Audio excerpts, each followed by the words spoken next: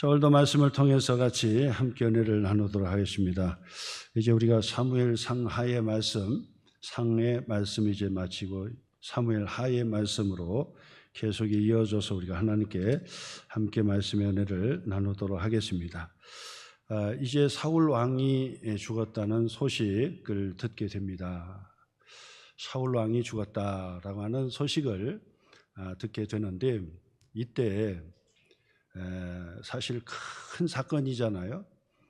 하나님의 기름 부음 받은 종 이 사울 왕이 40년 동안을 이제 통치하다가 이제 결국 전쟁터에서 비참하게 죽음으로 이제 끝이 났는데 사울 왕과 그의 아들 요나단의 죽음의 소식을 시글락에 있었던 이 다윗에게 전달이 됩니다.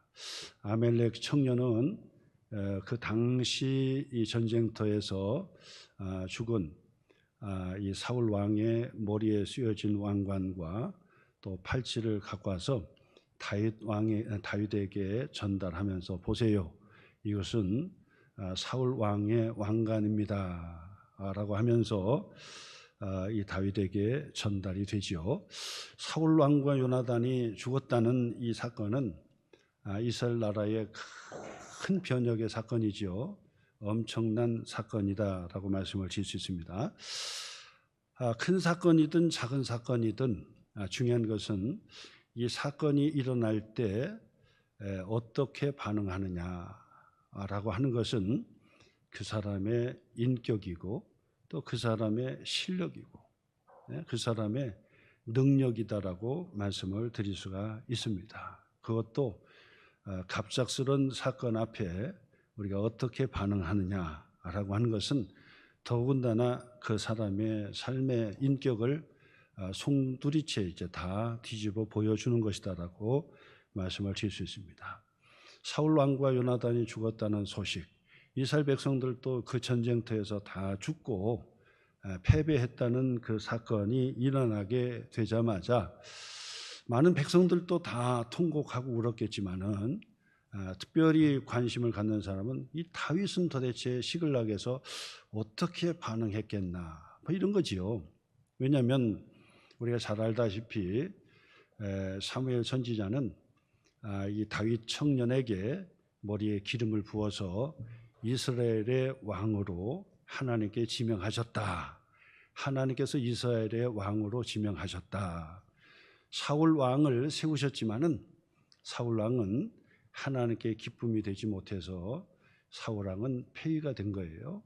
그러나 마지막까지 폐위가 됐지만은 마지막까지 통치를 하게 됐지요. 자, 그러다가 결국은 이 사울과 요나단이 한 장소에서 이제 죽음으로 끝나버렸단 말이에요. 자, 그러면 이스라엘 백성들의 이 눈은 다 어디에 초점이 맞춰지겠습니까? 바로 그 다음에 왕인 다윗에게 초점이 맞춰지게 되는 거예요.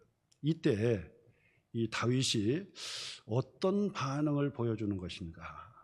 어떤 반응을 보여주는가? 이것이 바로 서두에 제가 말씀드렸듯이 그 사람의 인격이고 그 사람의 실력이고 그 사람이 지도력이 있는가라고 하는 능력을 보여주는 것이다라고 말씀을 드릴 수 있습니다. 자, 그런데 이 사울 다윗 왕의 이 반응을 우리가 보고 있잖아요. 지난주부터 시작해서 보는데 이 다윗의 반응은 참으로 탁월했다라고 볼 수 있습니다. 그 얘기는 인격적으로도 이 다윗의 반응은 참 모범이 됐고, 그 다음에 그 리더십으로 본다 할지라도 다윗은 정치적으로 탁월한 반응을 보여준 것이다라고 볼 수 있습니다. 왜냐하면 사실 자기를 몇 번이나 죽이려고 그리고 평생을 쫓아다니면서 이 사울을 죽이려고 했던 이 다윗을 죽이려고 했던 사울 왕이었습니다. 그래서 이 다윗은 엄청난 고난길을 15년 동안 고난의 길을 걷게 됐던 거죠. 그래서 오죽하면 정치적인 망명을 할 정도로 만약에 그 땅에 이스라엘 땅에서 벗어나지 못하면 막 샅샅이 이를 잡듯이 수색하는 사울의 군대에 노출될 수밖에 없었고, 그리고 잡히면 죽겠다라고 위기의식을 가졌기 때문에 바로 이 블레셋 나라, 그것도 블레셋은 적국인데 그 나라의 정치적인 망명을 신청해서 도망갔다라고 하는 것은 다윗에게 있어서 어마어마한 고통이고 부담이었다라고 하는 사실입니다. 자, 이처럼 핍박을 받고 고통을 당하고 고난과 어려움 가운데 그렇게 생활했던 이 다윗에게 사울의 죽음의 소식을 들었을 때 우리가 보통 사람을 본다면 그 자리에서 펄펄 뛰면서 야, 이제 살았다. 그 다음에 정권은 바로 나다. 내가 이스라엘의 왕으로 이제 취임을 하고 이스라엘을 통치하는 실질적인 왕이 내가 되었다. 그러니 빨리 서둘러서 이 블레셋과의 전쟁을 잘 마무리 짓고 그리고 이스라엘의 방백들을 만나가지고 빨리 바로 이 왕의 취임식을 거창하게 준비하고 그리고 내가 그 앞에 나갈 것이다. 보통 사람 같으면 그렇게 하지요. 보통 사람 같으면 그것이 인격이지요. 보통 사람 같으면 그렇게 한다고요. 자, 그런데 이 다윗이 참 인격적으로 모범이 되는 것은 뭐냐면 첫 번째 반응은 무엇이었습니까? 옷을 찢고 통곡을 하면서 금식을 했다라고 하는 사건이죠. 네. 자기의 원수인데 아무리 이스라엘의 왕이라 할지라도 자기를 그렇게 죽이려고 했던 왕이란 말이에요. 그리고 이 사울 왕은 이미 정신적으로 영적으로 피폐해진 사람이에요. 갈 때까지 간 사람이에요. 그래서 이제 보면은 정신적으로 건강하지 못한 사람이에요. 칼을 휘두르고 그 다음에 창을 던질 수 있는 그런 힘의 장수, 육체적인 힘의 장수는 될 수 있었는지 몰라도 영적으로는 피폐해져 가지고 시기 질투하게 되고 미워하게 되고 그리고 하나님의 말씀 앞에 서지 못하고 이 다윗을 자기를 옆에서 잘 도와주는 사람을 근데 이 다윗을 죽이려고 했으니까 정신적으로도 건강치 못한 사람이고 그리고 영적으로도 피폐해진 영적으로 바닥이 난 사람이라고 볼 수 있어요. 근데 그 사울 왕이 죽었다는 소식을 듣고 다윗은 펄펄 뛰며 좋아하고 같이 잔치를 벌이고 취임식을 앞당겨서 빨리 취임하겠다고 그렇게 하지 않고 통곡하며 금식하며 울었다는 사실이에요. 이거는 인격적으로도 그렇고요. 그 다음에 정치적인 수완으로 봐도 이 다윗은 보통이 아니다. 그 말, 보통이 아니다. 신하들이요, 그 주변에 있는 시글락의 이 600명의 자기의 용사들이 그걸 다 보잖아요. 우리의 왕은 참 그릇이 큰 사람이로구나. 우리의 왕은 우리와 달라. 마음이 하여와 같은 사람이야. 그러면서 이 어려운 사람을 도와주기도 하고 공평한 그 분배를 하기 위해서 이 400명을 설득할 수도 있고 그래서 그 나머지 힘이 붙여서 마지막까지 가지 못했던 200명도 가족의 품에 그리고 모든 것을 같이 나누는 바로 그런 공정한 왕인데 바로 이 사울 왕이 죽었다는 소식을 우리 모두 잔치를 벌이고 막 웃음을 참지 못해가지고 야 빨리 이제 서두르자. 바로 이 다윗 왕의 취임식을 빨리 우리가 준비하자. 그리고 빨리 우리가 좀 그 안으로 이스라엘로 들어가자. 뭐 이렇게 얘기할 텐데 그렇게 듣고 그렇게 서두를 텐데 다윗은 그게 아니에요. 머물러서 땅바닥에 주저앉아가지고 통곡하면서 울면서 금식했다는 사실은 개인적인 인격적으로 봐도 인격이 참 다듬어진 사람이에요. 이게 어디서부터 그렇게 왔느냐?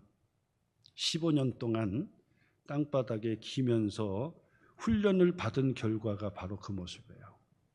15년 동안도 기다렸는데 그거 며칠을 못 기다립니까? 15년을 기다렸는데 그러니까 이 다윗은요 서두르지 않고 사울 왕의 죽음 앞에 애도를 피하면서 금식을 하고 엎드렸다는 사실은 옆에서 볼 때 정말 하나님께서 내리신 왕이로구나.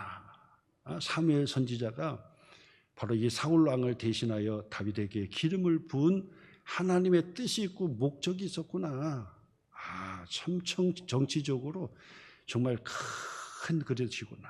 그죠? 정치적으로 큰 그릇이구나라고 하는 사실을 신하들이 보고 아는 거예요. 신하들이. 누가 다윗이 지금 얘기합니까? 야, 나는 사울보다 더 큰 그릇이고 정치적으로 사울보다 나은 사람이야. 자기가 얘기합니까? 자기가 얘기 안 했는데 사울 왕의 죽음의 반응을 보니까 그렇게 보인다 그 말. 반응을 보니까. 이게 보통 그릇이 아니죠. 세상의 정치도 보면은요. 정적은 무조건 다 죽이려고 그러는데 용서하고 그리고 지켜 세워주고. 자, 그러면 그 사람이 방해를 할 것 같지만은 더 잘 뒤에서 도와주는 거야. 이게 바로 정치적인 그릇이고 능력이다. 그래 말씀을 드릴 수 있잖아요. 전에도 내가 이름을 꼭 집어서 얘기할 수는 없겠지만은 그 수많은 고통과 고난을 다 핍박을 당했는데도 불구하고 대통령이 딱 돼가지고 그 사람을 그 청와대에 불러가지고 만찬도 해주고 다 그렇게 하니까 이 사람의 감동을 받잖아요. 그리고 국민들이 야, 그릇이 크구나. 정말 그릇이 크구나. 이런 정치인들을 우리가 이제 봐야 된단 말이에요. 그런 사람. 이 다윗이 바로 자기가 말하지 않았지만은 그 반응을 보면 그 사람의 그릇을 알 수가 있다라고 하는 것입니다. 그래서 이 다윗은 자신의 이 사울 왕의 죽음에 애도를 표하면서 그러면서 금식까지 했다는 사실이 하나의 반응이고, 그 다음에 두 번째 반응은 뭐였습니까? 두 번째 반응은 다윗이 자기에게 왕관을 갖다 바치는 아멜렉 청년에게 얘기해요. 너는 도대체 누구냐? 너는 도대체 어디서 왔던 누구냐? 그러니까 우연히 전쟁터에서 목격하고 왔습니다. 거짓말로 자기가 사울을 죽였다 그러면 다윗에게 인정을 받고 그리고 자기를 어떤 자리라도 만겨주겠다 이렇게 생각했잖아요. 세상의 정치는 그렇단 말이에요. 세상의 정치는 한쪽에서 배신하고 가가지고 그곳에서 딱 하면은 그 사람을 지켜 세우고 막 그런다고. 근데 사실은 그 사람은 또다시 배신을 당하게 돼 있어요. 그렇잖아요. 그런데 이 다윗은 반응이 달랐다 그 말이에요. 자기에게 왕관을 갖다 주는 그 청년. 이거는 다윗 아멜렉 청년이 왕관을 갖다 주지 않아도 다윗은 왕이 되는 사람이에요. 근데 뭘 서둘러? 아니 자기가 죽였다 그래? 다윗은 지금까지 15년 동안 고통 가운데 돌아다녔지만은 사울이 죽이려고 했을 때 자기가 맞서서 대항하지 않았던 이유가 있었어요. 그것은 뭐냐? 살아계신 하나님 앞에서 우리가 신앙하는 것이다라는 것 때문에 그랬던 것이죠. 하나님께서 기름을 부어서 왕으로 세웠는데 어쨌거나 그 하나님께서 마지막 판단하시는 것은 하나님이시지 내가 그 사울 왕을 판단할 수가 없다. 그래서 사울 왕을 죽일 수 있는 절호의 기회가 있었는데도 불구하고 사울 왕을 죽이질 않았어요. 나중에는 자기가 사울 왕을 죽일 수도 있었는데 내가 도망쳐 나왔다는 사실을 알리기 위해서 사울의 옷자락을 칼로 베가지고 나중에 가져왔지요. 그리고 나서 그것을 들어서 보여서 왕이시여 보소서 이것이 무엇입니까? 왕이 입으신 옷 조각을 제가 잘라서 갖고 온 거 아닙니까? 그러니까 사울 왕도 아는 거예요. 자기 옷자락을 잘라서 갖고 올 정도라고 가져갈 정도라고 한다면 사울 왕은 그 자리에서 목을 베서 죽일 수도 있었다는 사실이잖아요. 그러니까 사울 왕이 감동을 받잖아요. 내 아들아 돌아오라. 내 아들아 돌아오라. 내가 잘못했다. 내가 왜 고나게 내가 다윗을 죽이려고 했던가? 내가 하나님 앞에 회개한다. 아들아 돌아오라고. 그렇게 얘기하지만은 나중에 악령이 들려서 나중에 또 번복을 해요. 그러나 바로 여러분 보세요. 다윗 왕은 바로 이 사울 왕의 옷깃을 잘라서 보여줬잖아요. 옷깃을 자른 것 때문에 통곡했어요. 내가 기름 부음 받은 종의 그 옷자락을 내가 칼로 뱄다는 그 자체만 가지고도 통곡하면서 하나님 내가 하나님 앞에 죄를 졌습니다. 하나님의 기름 부음 받은 종의 옷자락을 내가 잘랐습니다. 이것조차도 내가 하지 않아야 되는데 내가 너무 억울해가지고 사울 왕에 나의 순수함을 보여주기 위해서 옷자락을 잘랐지만은 이것조차도 하지 말았어야 되는데 하나님 용서해 달라고 그렇게 기도했던 것을 보게 돼요. 이처럼 다윗은 하나님, 살아계신 하나님 중심의 신앙을 가지고 있었기 때문에 맞대어서 싸우지 않았을 뿐이란 말이에요. 근데 아멜렉 청년은 자기가 죽이지도 않았음에도 자기가 죽였다고 얘기하고 왕관과 팔찌를 가지고 다윗 왕에게 드렸다 그 말이에요. 네가 어디서 왔느냐? 아멜렉의 족속입니다. 그래, 네가 어찌하여 살아계신 하나님을 두려워하지 않고 기름 부음 받은 종을 네가 마지막 칼로 베었는가? 그러니까 그 다윗이요 신하를 불러서 이자를 당장 데려가서 목을 쳐 죽이라. 단호했습니다. 다윗은 그 자리에서 바로 그 아멜렉의 청년을 죽였다는 거죠. 이게 반응이에요. 이게 도대체 뭐냐? 다윗은 왜 이랬을까? 자기도 살려고 왕관을 들고 자기가 하지도 않았는데 자기가 죽였다고 하면서 엎드리는 그 아멜렉을 불쌍히 여길 수도 있어요. 그러나 다윗은 그게 아니에요. 살아계신 하나님 앞에서 우리가 신앙생활 하는 것인데 어찌하여 기름 부음을 받은 종을 네가 네 멋대로 칼을 베어 그를 죽였단 말이냐? 당장 그 자를 죽이라. 이것이 다윗의 반응이었다라고 하는 사실입니다. 여기에서 우리는 무엇을 보냐면 다윗의 인격도, 다윗의 신앙도, 그리고 다윗이 지금 이제 왕으로 취임해서 이스라엘을 다스리는 공동체가 어떤 공동체가 되어야 되는 것인지를 드러내주는 모습이다라고 말씀을 드릴 수가 있습니다. 이 시글락의 공동체도 마찬가지라고 했죠. 시글락의 작은 공동체지만은 그 공동체는 하나님의 나라를 보여주는 교회의 공동체의 가치다라고 했어요. 가치다. 바로 그곳에서 다윗은 어떤 결정을 하고 어떤 판단을 하고 어떻게 통치하느냐가 결국은 이스라엘 전체를 어떻게 다스리냐가 드러나게 돼 있다. 그 사람의 반응은 그 사람의 인격을 드러내는 것이고 그 사람의 반응은 그 사람이 앞으로 어떤 일을 할 것인지를 보여주는 것이고 그 사람의 반응은 그 사람이 리더십이 있는지 능력이 있는지 실력이 있는지를 보여주는 그런 말씀이 되는 것이다. 다윗의 반응은 결국 다윗의 공동체, 교회의 공동체가 어떠해야 되는지를 우리에게 가르쳐주는 그런 반응의 모습이라고 말씀을 드릴 수가 있습니다. 이처럼 시글락의 공동체에서도 똑같이 보여줬듯이 이 다윗의 반응을 통해서 다윗의 공동체, 교회는 어떠해야 되느냐?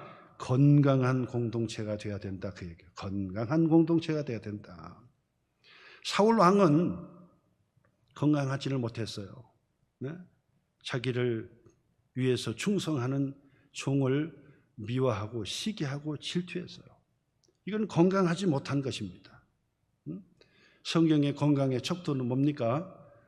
즐거워하는 자와 함께 즐거워하고 우는 자와 함께 우는 자가 건강한 거예요. 영적으로도 건강하지만은 정신적으로 이런 사람이 건강한 사람. 다른 사람은 웃고 있는데 앞서서 배 아프고 그다음에 통곡하고 배가 아프고 시기 질투하면 건강한 사람이 아닌 거예요. 다른 사람이 지금 울고 있는데 자기 혼자 기분 좋아가지고 껄껄대고 웃고 막 이러면 정신 나간 사람이고 건강한 사람이 못 되는 거예요. 사울 왕은 죄송하지만 건강하지 못한 사람이었어요. 그런데 다윗은 건강한 사람이었어요. 왜? 하나님의 종이 죽었다는 것 때문에 반응이 뭐냐? 같이 울어줄 수 있었다는 거죠.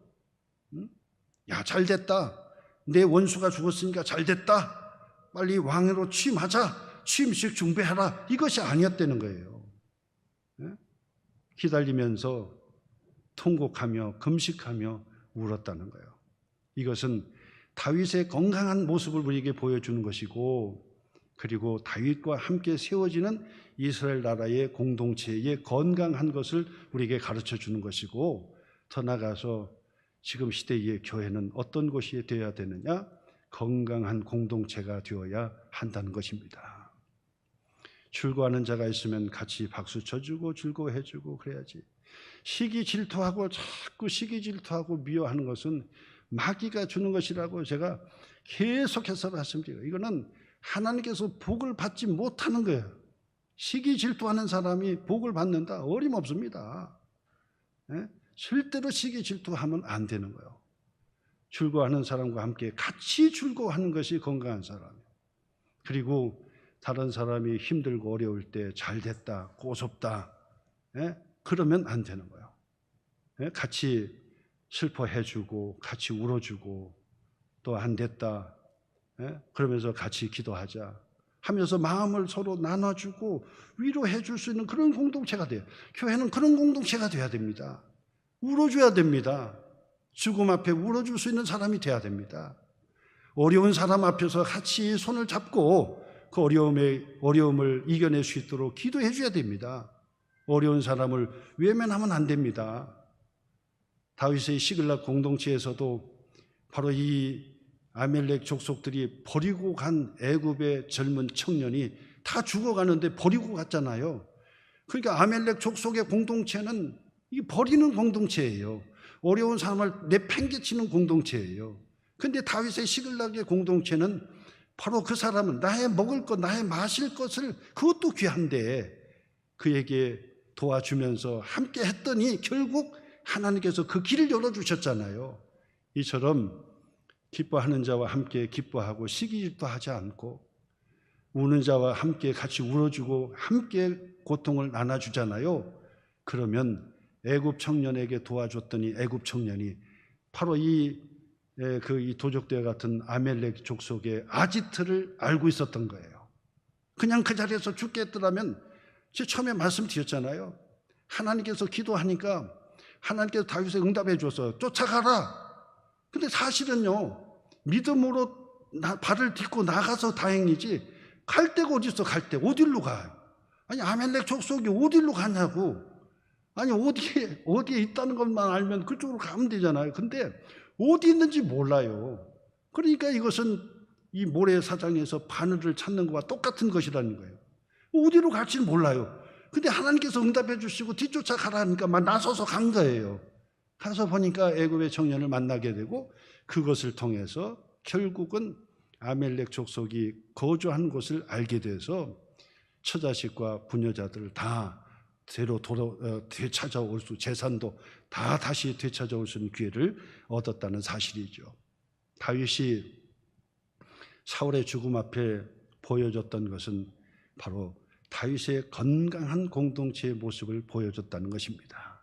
어려울 때 웃지 않고 다윗이 죽었다고 잔치하지 않고 함께 슬퍼하면서 함께 공감을 해줬다는 그 자체가 바로 좋은 공동체이라고 말씀을 하실 수 있는데 교회는 바로 그런 공동체가 되어야 한다라고 하는 것입니다. 기도하고 서로 중보기도 해주고 서로 마음을 나눠주는 그런 사람들이 가득 차야 돼. 그러면 부흥하지 말라고 해도 부흥이 되는 거예요. 부흥하지 말라고 해도. 그렇죠? 시기 질투해서 자꾸 미워하고 그러면 그 공동체가 사람이 많아지면 많아질수록 더 큰 상처로 쪼개지고 나눠지고 분리되고 막 엄청난 상처를 받게 돼요. 그런데 같이 함께 해주고 또 사랑해주고 품어주고 그러면 화목한 공동체가 되고 그 공동체는 부흥하는 공동체가 된다. 우리 소망교회는 바로 그런 부분들을 우리가 서로 잘하는 공동체입니다. 그것을 잘해야 돼요. 그래서 마음을 자꾸 여세요. 서로 비교하지 말고 마음을 자꾸 여셔야 되는 거예요. 어떤 분이 그러더라고. 30세, 40세, 50세라고 얘기해야 되겠지. 50세가 되면 미모의 인물의 평준화. 근데 제가 생각해도 50대가 돼도 아주 관리를 잘하는 사람은 30대 뭐 이상 젊은 사람들처럼 아주 관리를 잘 하시고 또 몸도 잘 관리하는 사람도 있지요. 근데 보통 50세 넘어가면 몸매도 평준화, 모든 게 평준화 된다는. 그리고 한 60대 이제 넘어서게 되면은 배운 사람이나 못 배운 사람이나 평준화, 다 거기요. 거기서 또 어떤 사람은 한 90세가 되면 재산의 평준화라고 하더라고요. 있으나 없으나 똑같아요. 왜 있어도 뭐 자기 먹을 수 있습니까? 아니 있다고 관광 갈 수 있습니까? 힘들어 관광도 못 가. 좋은 데도 못 가고. 좋은 거 먹으라고 해도 못 먹어요. 뭐 돈이 있다고 4끼 먹고 5끼 먹고 또 좋은 소고기만 먹는다고 그게 되는 게 아니거든요. 그러니까 재산에 있어서 평균. 그때는 있는 사람이 없는 사람이 다 똑같다 그 말. 자, 이런 얘기를 우리가 왜 하느냐면 사실 우리가 평생을 뭐 하고 사냐면 비교하면서 살기 때문에 불행한 거예요. 비교하기 때문에. 비교하기 때문에 불행하고 자꾸 시기하고 질투하고 괜히 한 거, 괜히 한 거예요. 여러분 그냥 겉보기 볼 때는 부러울 것 같기도 하고 그러지만은 그 안에 들어가서 보면 거의 부러울 것이 없어요. 부러울 것이. 그냥 다 똑같아요. 다 힘든 거 있고 인생이 광야길인데 어려운 일이 없는 사람이죠. 다 저 사람 저 집안 같으면 아주 행복하겠지 아니에요. 다 힘든 것이 있어. 말을 안 해서 그렇지 다 힘들어요. 다 힘들어. 다 어려움이 있고 새벽기도 나와서 보면은 다 울어요. 다 울어. 울 수밖에 없어요. 다 말은 다 못하지만은 그것 때문에 우는 거예요. 근데 그렇기 때문에 우리가 비교하지 말아야 되는데 행복의 비결은 뭐냐? 비교하지 않는 데서부터 출발하는데 자꾸 자기와 비교해가지고 열등의식에 빠지고 열등의식에 빠지니까 막 미워하고 시기하고 질투하게 되고 미워하게 되고 막 그래 되는 거예요. 그러니까 절대로 비교하지 마시고 시기질투하지 마시고 그러면서 정말 기뻐하는 사람이 있다면 손주 자랑한다 그러면 저도 부럽긴 하더라고. 언제 손주가 생길란가. 저도 부럽던데 그래서 손주 자랑을 막 하면은 조금 좀 그렇더라고. 그러니까 우스갯소리로 자랑하려면 10,000원 내고 자랑합시다 이렇게 얘기도 하는데 그 말 하지 말고 그냥 들어주면 되는데 물론 저도 힘들어요. 목사님들 막 결혼식 한다 그러면 지금까지 계속 결혼식 쫓아만 다녔지 오라고 한 적도 없잖아요. 지금도 언제 또 될런지도 모르고 그러니까 막 부럽기도 하고 또 속상하기도 하고 막 그런 면이 있어요. 그런데 결혼을 하면 또 속상한 일이 없을까요? 또 속상한 일이 있어요. 그리고 결혼해서 또 손주 그 아들 자녀까지 나면 그럼 또 그냥 더 편안할까요? 또 문제가 있어요. 또 문제가. 그러니까 인생은 결국은 광야길이기 때문에 힘든 게 힘든 거예요. 다 힘들어요. 자랑하는 것 그것만 자랑하는 거지 나머지 자랑하지 못하는 것들이 많아요. 아무 말 하지 못하는 것들이 많아요. 그렇기 때문에 여러분 자랑하면 시기질투 하지 말고 박수 쳐줘야 야 밥이라도 한 끼 사줄게. 그럼 밥에도 얻어먹지. 그 시기질투 해가지고 안 만나. 그럼 밥도 못 얻어먹고 커피 한 잔도 못 사 먹잖아요. 그러니까 야 정말 축하합니다. 밥 한 끼 사세요. 그러면 밥 한 끼 사니까 밥 한 끼라도 얻어먹잖아. 근데 왜 그걸 시기하냐고. 그렇잖아요. 반드시 기뻐하는 일이 있으면 시기질투하지 말고 자꾸 박수 쳐주고 정말 좋습니다. 하나님께서 축복해 주셨습니다. 하나님께서 정말 축복해 주셨습니다. 기도하겠습니다. 자꾸 그렇게 하셔야 돼요. 어려운 일이 있다 그러면은 어려운 일이 있을 때는 잘해요. 사실은 배고픈 건 잘 참아도 배 아픈 건 못 참는다고 외국 사람이 그렇게 얘기했다고 하잖아요. 근데 어려울 때 함께 해주는 것은 이건 잘 할 수 있어요. 근데 진짜 못하는 것은 남이 잘 될 때 박수 쳐준다는 게 쉽지가 않아요. 함께 기뻐해 준다는 게 쉽지 않아요. 근데 여러분 그걸 잘해야 그 사람의 인격이 되는 거고 그걸 잘해야 실력이 되는 거고 그걸 잘해야 능력이 되는 거예요. 능력이. 여러분 다윗이 한번 생각해보세요. 다윗이 사울 죽었다고 그러니까 찬시하자. 내가 15년 동안 죽을 똥 사고 도망 다녔는데 원수 잘 갚았다. 그렇게 했다고 생각해 보세요. 그럼 주변에서 신하들이 왕으로서 한데 속으로는 생각, 야, 수준이 떨어진다.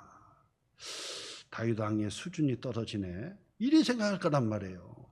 근데 다윗이 앞서서 통곡을 하고 금식을 하니까, 이야, 이 다윗은 정말 실력이 있구나. 능력 있는 사람, 정치력 있는 사람이로구나. 정치력 있는 사람. 이게요, 사실 세상 정치로 봐도요, 다윗은 보통 내기가 아닙니다. 보통 내기가 아니에요. 왜냐하면 이 이스라엘이 지금 다 갈라져 있잖아요. 사울 왕이 죽었다고 하지만은 사울 왕을 쫓는 사람이 얼마나 많아요. 그렇지 않습니까? 응? 대통령 선거를 해도 거의 절반은 다른 편이라고. 근데 그걸 통합을 하려고 하면 어떻게 해야 되고, 통합을 하려면 울어줘야지. 예? 떨어진 사람을 위해서 울어줘야지요. 그래야 자기 편에 있는 사람이, 이야, 참 그릇이 크구나. 딱 얘기하고, 그 반대를 찍은 사람은 어떻게 생각했어요? 이야, 그래도 그릇이 크네. 나는 뽑지 않았지만 그릇이 크네. 이렇게 생각하는 거예요. 근데 그걸 못 하는 거예요, 사실은 세상에. 다윗에게서 배워야 돼요, 다윗에게서. 다윗은 보세요. 이 사울 왕이 죽었다고 하지만은 사울 왕을 쫓는 사람이 얼마나 많겠어. 한두 사람이 아니지요. 그 사람을 통합시키려면 어떻게 해야 되겠습니까? 잔치하면 되겠습니까? 그 사람은 영원히 적이 되는 거예요. 너 잘 되는가 보자. 사울 왕이 죽었다고 이제 네 세상 된 거야? 아니야. 나는 끝까지 반대하고 너 끝까지 내릴 거야. 그리고 악랄하게 다윗을 비난하고 비판할 거 아닙니까? 근데 다윗이 그냥 땅바닥에 주저앉아 통곡을 하면서 금식했다는 소식이 저 이스라엘 땅에 다 번지게 되는 거예요. 그러니까 사울을 추앙했던 그 신하들, 사울과 함께했던 사람들, 그리고 사울의 지파가 있잖아요. 사울의 지파, 예? 사울의 지파, 그 베냐민 지파 아닙니까? 그 베냐민 지파의 사람들도 다 자기의 지파의 왕이잖아요. 그러니까 이 다윗의 그 사울 왕의 지파들에게도 소식이 들어갔단 말이에요. 그래서 보니까, 야, 사울이 죽었다고 하니까 다윗이 잔치했냐? 아니다. 보니까 통곡을 하더라. 금식하고 통곡하더라. 그리고 그 소식을 전했던 아멜렉의 그 청년을 그 자리에서 칼을 빼서 죽였다. 그러니까 이 베냐민 지파도 다 훈훈한 거야. 이야, 이 다윗은 보통이 아니구나. 그렇게 생각을 하는 거예요. 정치적으로도 이 다윗은 그만큼의 수완이 있었다는 사실을 우리에게 가르쳐 주는 겁니다. 그 다음에 이 다윗은요, 항상 신앙의 공동체잖아요. 말씀의 공동체, 신앙의 공동체예요. 살아계신 하나님께서 기름 부음을 받은 종을 내가 해할 수 없다. 그가 죽었다고 내가 펄펄 뛰고 좋아할 수가 없다. 바로 그거예요. 그러니까 그 신하들도, 야, 우리 다윗 왕은 누구냐? 신앙 제일주의야. 말씀, 예배 중심이야. 예배 중심. 뭐니 해도 자기에게 왕관을 갖고 와도 그 자리에서 죽여. 신앙 중심이야. 하나님 중심이야. 살아계신 하나님을 믿는 하나님 중심의 교회가 되는 거야. 옆에서 그걸 아는 거야. 옆에서 그걸 알아. 옆에서. 다윗이 그걸 보여주는 거예요. 그 다음에 세 번째 반응이 뭐냐? 야, 저는 이 다윗을 보면서 대단한 것을 느낀데요. 오늘 읽은 말씀이잖아요. 17절 보세요. 다윗이 이 슬픈 노래로 사울과 그의 아들 요나단을 조상하고 애가를 불렀지요. 그 다음에 18절 보니까 명령하여 그것을 유다 족속에게 가르치라. 유다 족속은 누굽니까? 자기 지파야, 자기 지파. 다윗의 지파가 유다 지파예요. 다윗의 지파. 유다 지파는요, 15년 동안 어떤 생각이 들었겠어요? 야, 이 사울, 베냐민 지파를 빨리 없애버리고 유다 지파의 다윗 왕을 세워야 되겠다라고 하는 그런 열정을 가졌던 사람들 아닙니까? 그들 향하여 배우라는 거예요. 무엇을 배우냐? 사울 왕이 죽었다고 기뻐하지 마라. 사울 왕이 죽었다고 펄펄 뛰고 경거망동하지 마라. 사울 왕은 위대한 왕이었어. 훌륭한 용사였어. 라고 하는 사실을 뭐하라? 교육을 해라는 거예요. 교육을 해라. 교육을 해라. 그래서 18절 보니까 명령하여 그것을 유다 족속에게 가르치라 하였으니 또 어떻게 했어요? 곧 활노래라. 활노래라고 하는 것은 무엇을 의미하냐면 요나단의 활, 그러니까 요나단의 활, 사울의 왕가의 바로 이 노래라고 하는 것입니다. 애가를 불렀다는 것이죠. 애가라, 노래라. 그리고 이 야살의 책에 기록되었다 그랬어요. 야살의 책에 기록하라. 그 얘기는 야살의 책은 뭐냐면 가장 큰 위인들을 모아놓은 책이 야살의 책이에요. 거기다가 사울 왕의 용맹스러운 왕인 것을 기록해내라. 그리고 그것을 자자손손 가르치라는 거예요. 이 다윗의 반응은요, 보통이 아닙니다. 앞으로 세워질 이스라엘 나라에 대한 그 국정 지표가 벌써 보이는 거예요. 우리는 건강한 공동체를 추구하는 것이다. 아픈 자, 죽은 자를 잘 죽었다고 하지 않고 나의 정적이 죽었다고 해서 잘 죽었다고 하는 것이 아니라 나의 반대편도 통합하고 하나가 될 수 있는 공동체, 같이 울어줄 수 있는 공동체, 거기에다가 하나님 중심의 공동체, 그 다음에는 사울 왕의 업적을 얏살의 책에다 실어놓고 찾아손손 가르치라. 그 말, 가르치라. 본으로 가르쳐라. 어떤 것을 가르치냐면 22절 다 한번 보세요. 22절, 23절인데 한번 천천히 읽겠습니다. 22절, 23절. 죽은 자의 피에서 용사의 기름에서 요나단의 활이 뒤로 물러가지 아니하였으며 사울의 칼이 헛되이 돌아오지 아니하였도다. 이것은 뭐냐면 문학적 표현인데 요나단의 활 그리고 사울 왕의 칼 용맹했다라고 하는 사실을 그곳에 문학적으로 그렇게 시적으로 표현한 것입니다. 용맹했다는 거예요. 그 다음에 23절 같이 읽겠습니다. 사울과 요나단이 생전에 사랑스럽고 아름다운 자이러니 죽을 때에도 서로 떠나지 아니하였도다. 너무 멋있잖아요. 사울 왕과 아들 요나단이 전쟁터에서 같이 죽었는데 그 같이 죽은 것을 잘 죽었다 하는 것이 아니라 서로 사랑했던 부자지간이었는데 얼마나 사랑했으면 한 자리에서 죽음을 맞이했던가, 이런 칭송을 하는 거예요. 그러면서 죽을 때에도 서로 떠나지 아니하였도다. 그들은 두 사람이죠. 독수리보다 빠르고 사자보다 강하였도다. 정말 훌륭한 장수였다는 거예요. 정말 훌륭한 하나님의 사람이었다는 거예요. 그것을 얏살의 책에다가 애가를 지어가지고 거기다가 기록해놓고 모든 사람이 그걸 읽고 본보기를 삼아라. 다 본보기로 삼아라. 그러면서 우리 한번 또 보겠습니다. 25절부터 또 25절. 오호라, 두 용사가 전쟁 중에 엎드러졌도다. 요나단이 내 산 위에서 죽임을 당하였도다. 내 형 요나단이여. 요나단을 내 형이라고 그랬어요.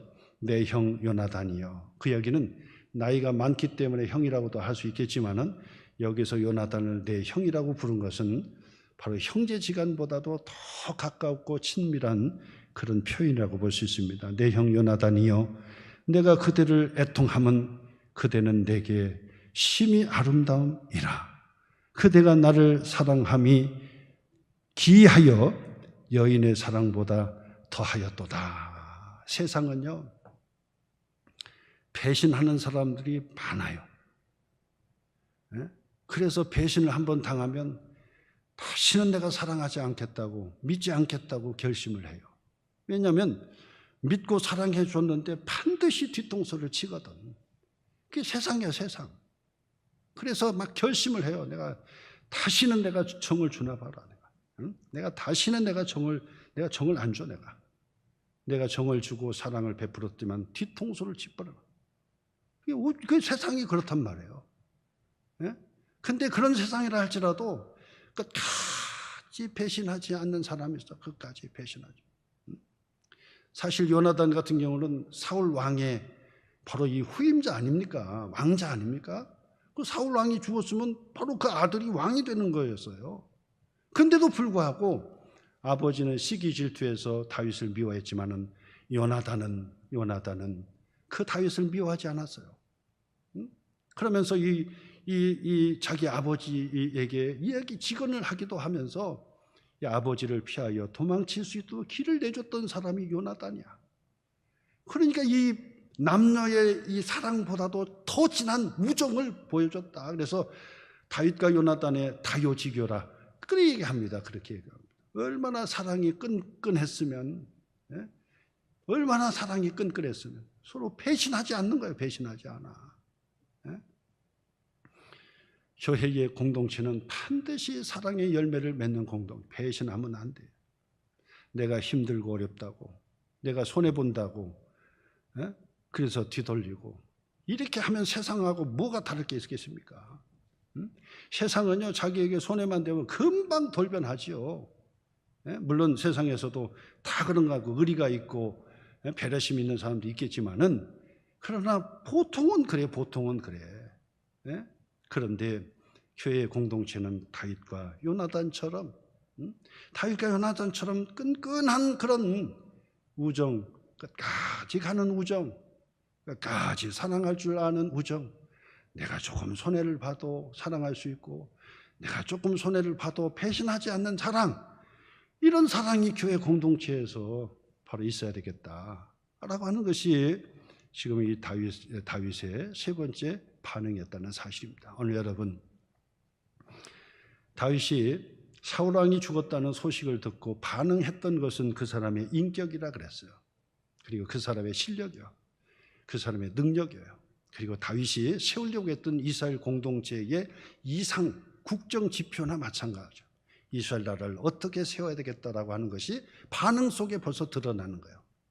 바로 그 이스라엘 나라를 세우는 공동체는, 다윗이 왕이 되는 그 공동체는 시기 질투하지 않고 정말 우는 자와 같이 울어주고 웃는 자와 함께 웃어줄 수 있는 그런 공동체, 건강한 공동체, 그리고 살아계신 하나님 믿음의 중심이 되는 공동체, 공정과 그리고 정의가 살아있는 공동체, 거기에다가 뭡니까? 이 사울 왕의 바로 이 장점들을 부각하고 요나단의 장점을 부각시켜 가지고 그 사람, 그 두 분을 칭송할 줄 아는 그런 큰 그릇, 이것이 바로 교회의 공동체, 이스라엘 나라의 국정 지표가 되었다는 사실입니다. 이것은 바로 교회가 어떠해야 되는지를 우리에게 가르쳐주는 말씀이라고 볼 수 있습니다. 오늘 여러분, 이 다윗을 통해서 우리가 도전받고 다윗을 통해서 배웠으면 좋겠다 생각해요. 우리 모두가 다윗의 공동체, 시글락의 공동체, 이스라엘 공동체, 바로 우리 소망교회의 공동체의 정신이 바로 이거였으면 좋겠다라고 하는 것을 다시 한번 여러분 마음에 새기시고 승리하시기를 주님의 이름으로 축원합니다.